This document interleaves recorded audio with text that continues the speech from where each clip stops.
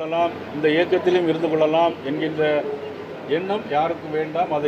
அதை தவிர்த்து நம்முடைய கொள்கையின் அடிப்படையில் பாரதிய ஜனதா கட்சியில் மட்டுமே உறுப்பினராக இருந்து செயல்பட முடியும் என்பதை என்னுடைய அனைத்து தலைவர்களுக்கும் என்னுடைய கிளை கழகத்துடைய பொறுப்பாளருக்கும் என்னுடைய வேண்டுகோளாக வைக்கிறேன்.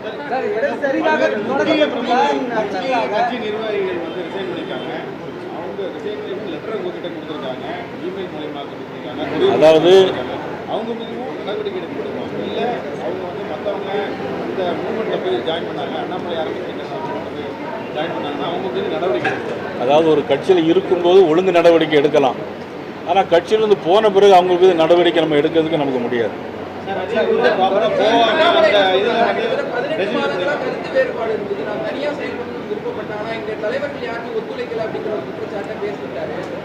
அதை பற்றி எப்படி பார்க்குறான்னா,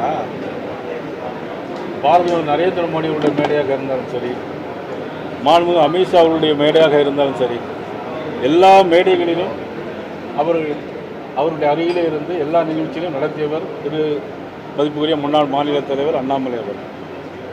கடந்த பொதுத் தேர்தலில் கூட விமானம் மூலமாக, ஹெலிகாப்டர் மூலமாக 100 தொகுதிகளில் பிரச்சாரம் பண்ணியது மதிப்புக்குரிய முன்னாள் மாநில தலைவர் அவர்கள். ஆகவே அதில் எந்த விதமான கருத்து வேறுபாடு இருந்தால் அன்றைக்கே சொல்லியிருக்கலாம். ஆனால் இப்பொழுது சொல்வது என்பது அது சரியாக இருக்காது. அது மட்டுமல்ல, இன்னொரு கருத்து உங்களுக்கு தெளிவுபடுத்த விரும்புவது, ஏற்கனவே எங்களுடைய செய்தி தொடர்பாளர் திரு திருப்பதி நாராயணன் அவர்கள் ஏற்கனவே உங்களுக்கு விளக்கம் கொடுத்து விட்டார்.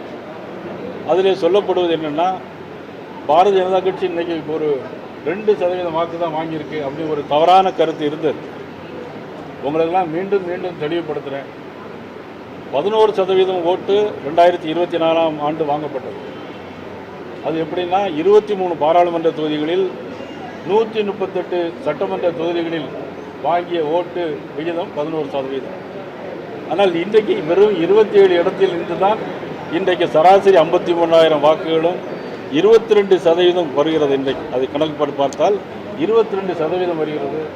ஆகவே இதுவரையிலும் நடந்த எல்லா தேர்தலை காட்டிலும் இந்த சட்டமன்ற தேர்தலில் குறைந்த இடங்களில் போட்டியிட்டு அதிக சதவீத மதிப்பெண்களை நாங்கள் பெற்றிருக்கிறோம்.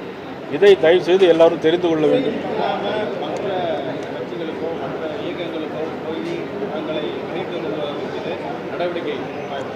இல்லை, அவர்கள் கட்சி விட்டு போன அப்புறம் எப்படி நடவடிக்கை எடுக்கணும்?